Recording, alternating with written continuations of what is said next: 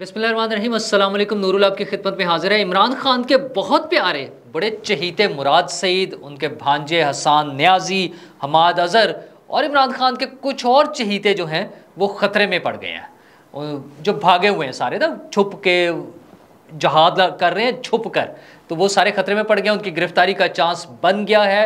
वो क्या तब्दीली आई है जिससे वो गिरफ्तार होने जा रहे हैं, लेकिन तब्दीलियां तो अदालतों में भी आ रही हैं। बल्कि बिल्ली चूहे का खेल चल रहा है इमरान खान साहब का। हालांकि बिल्ली और चूहे दोनों बड़े प्यारे से जानवर हैं, टॉम एंड जेरी वगैरह जब हम देखते हैं तो, लेकिन मुश्तरका चीज़ खैर कार्टून मुश्तरक है इस दोनों में बात में। तो इमरान खान साहब अदालतों में जा रहे हैं, मुसलसल अदालतों में बुलाया जा रहा है, केसेस आए जा रहे हैं, बच बच के निकल रहे हैं, उन्हें सपोर्ट मिले जा रही है अदालतों से। कहाँ से सपोर्ट मिल रही है, कहीं से नहीं भी मिल रही और अक्सर जगहों से मिले जा रही है। लेकिन जहाँ सुप्रीम कोर्ट से नहीं मिली वहीं पर सुप्रीम कोर्ट का एक नया इम्तहान भी शुरू हो गया है कि जनरल बाजवा और जनरल फैज़ के खिलाफ अब वो क्या कार्रवाई करेंगे, क्योंकि दरख्वास्त तो आ गई है। तो उस पर कार्रवाई अब हम देखते हैं कि चीफ जस्टिस साहब पाकिस्तान के जो हैं वो क्या कार्रवाई करते हैं। लेकिन इन सब खबरों से पहले परवेज़ लाई साहब का जिक्र मैं आपके साथ करता चलूँ कि उनके कुछ और ऑडियोज़ लीक हो गई हैं। अच्छा, वो भी बेचारे ऐसे फंस गए हैं कि भी उन्होंने बड़ी है वैसे ना, मतलब इन्जॉय बड़ा किया है और हर तरह से इक़्तिदार भी और बाकी चीज़ें भी ना, मतलब समझ लें आप, बस खुद ही समझ लें। तो सारा कुछ इंजॉय करके अब उनकी चीज़ें सामने आती जा रही हैं। पहले ही रिमांड पर हैं, मज़ीद ज़मानतें मनसूख हो रही हैं। और उनका जो ड्राइवर, वो ड्राइवर जो पहले पकड़ा गया था तो उसने बताया था कि वो शराब वगैरह प्लस लवाजमात जो है ना उनका वो बंदोबस्त करता था। तो वो वाला ड्राइवर, अब उसकी ऑडियोज़ भी आ गई हैं, उसके फ़ोन से जो चीज़ें निकली हैं कि वो कैसे कैसे बातें कर रहा है और किस तरह पैसे मंगा रहा है। और चौधरी साहब खुद पूछ रहे हैं कि कितने पैसे हैं, उसने कहा 260 है। अच्छा, 2 और आ जाते हैं। अब श्योर चौधरी साहब बात कर रहे हैं तो ये कोई हज़ार और लाखों में तो बात नहीं होगी, कम से कम करोड़ों में और ऑनवर्ड्स ही बात हो रही होगी। बहरहाल चौधरी साहब बड़े आदमी हैं और बड़े केसेस भुगत रहे हैं, अंदर हैं, बाहर आने का चांस नहीं बन रहा। बार बार दरखास्तें करते हैं कि मेरी प्रेस कॉन्फ्रेंस करा दें, कोई उनकी प्रेस कॉन्फ्रेंस नहीं करा रहा। चौधरी शुजात साहब ज़ाहिर फैमिली मेम्बर हैं, बड़ा करीबी जिस तरह से रिश्ता है दोनों का, ब्रदर इन लॉज हैं एक दूसरे के, उस हवाले से उन्हें जाना पड़ता है, मिलना पड़ता है। फिर ईद थी, ईद के हवाले से भी मिलना ज़रूरी था। ज़ाहिर अब इतने ताल्लुकात तो हैं ना उनके ऊपर टॉप पर, तो वो उन्हें तो इजाज़त मिल ही जाती है जाके मिलने की।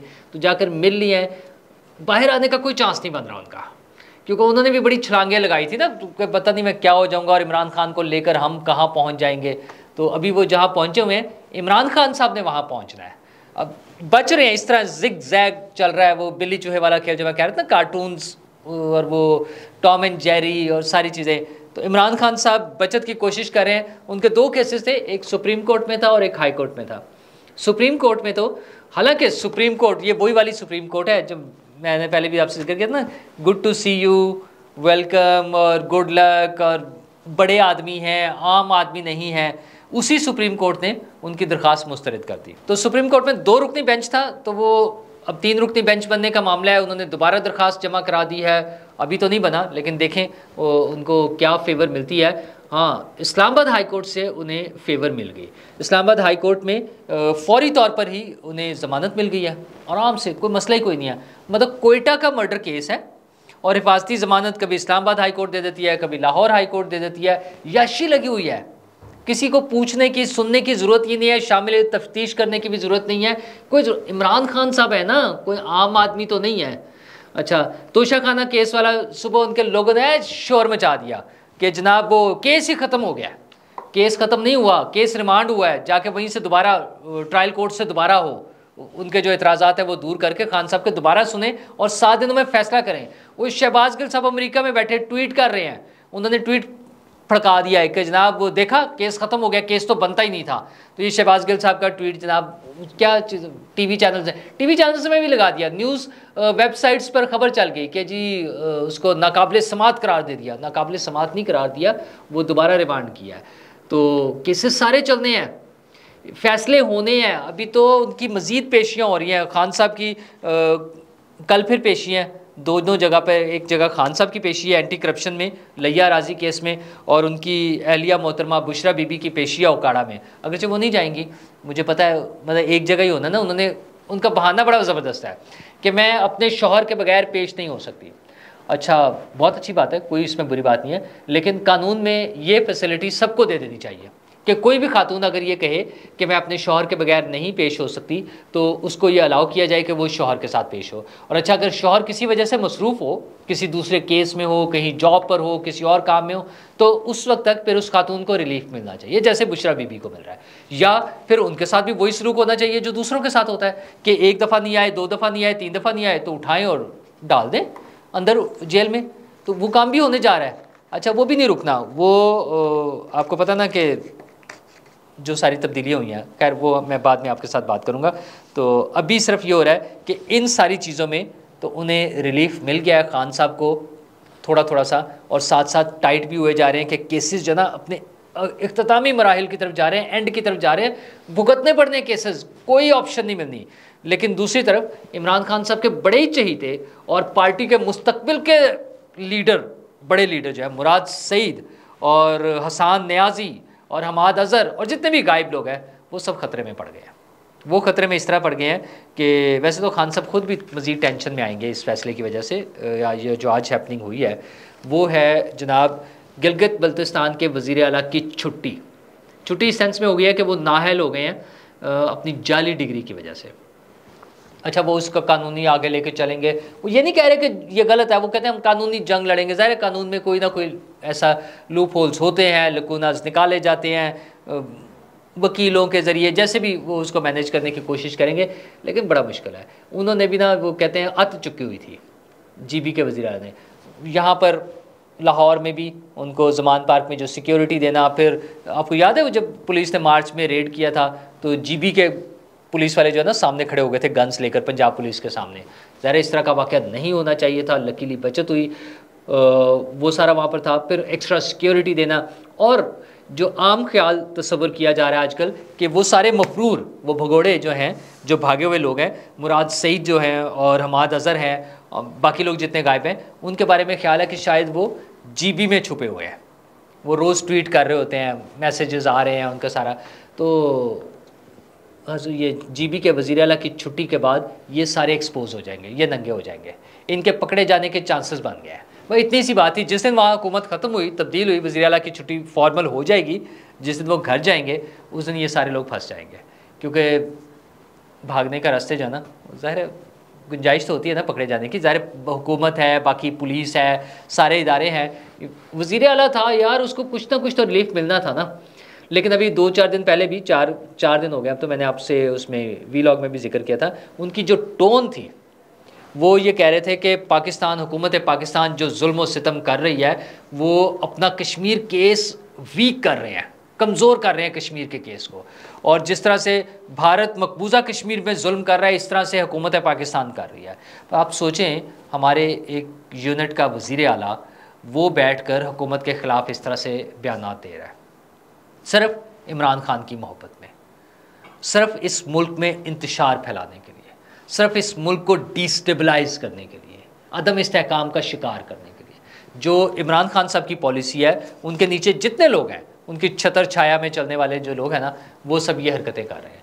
और जो लोग भागे हुए हैं उन्हें उन्होंने बना दी हुई है, और वहाँ से जो पुलिस के ऊपर पेट्रोल बम फेंके जा रहे थे, पथराव किया जा रहा था, ये सारी चीज़ें 1 बाय 1 ये सारी चीज़ें भुगतनी पड़नी हैं लोगों को, किसी चीज़ में बचत नहीं होनी इनकी। ये जो चल पड़ा है ना, एक तरफ फ़ौज ने अपनी वो कर दी है, सख्त पॉलिसी बनाई हुई है, दूसरी तरफ यहाँ पर ये आ रही है, हुकूमत ने इन लोगों के ख़िलाफ़ भी जो है ना टाइट करना शुरू किया हुआ है। अदालतों के पास एक ऑप्शन रह गया अब कि इम्तहान जो हो रहा है ना सुप्रीम कोर्ट का, इमरान खान के केस में तो जो कर रहे हैं सो कर रहे हैं। आज कर्नल इनामुर रहीम ने भी एक दरख्वास्त दायर कर दी है, और वो दरख्वास्त है जनरल कमर जावेद बाजवा, फैज़ हमीद और इमरान खान के ख़िलाफ़।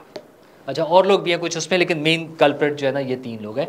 और वो दरख्वास्त में उन्होंने कहा है कि इमरान खान के दौर में जिन लोगों का फ़ौजी अदालतों में ट्रायल हुआ, वो कहीं भी उसकी जो रिक्वायरमेंट्स थी, लीगल रिक्वायरमेंट्स कोई पूरी नहीं की गई, उनके खिलाफ FIRs नहीं थी, कुछ भी नहीं था, उठाया और ले जाके उन्होंने सज़ा दे दी। तो इन तीनों को पकड़ के बुलाया जाए और इनके खिलाफ ट्रायल किया जाए और इनको सज़ा दी जाए कि इन्होंने वो उन लोगों को अगवा करके और उनके खिलाफ कार्रवाई की। तो फैज़ हमीद और बाजवा साहब के ख़िलाफ़ अभी तक कोई कार्रवाई नहीं हो रही है।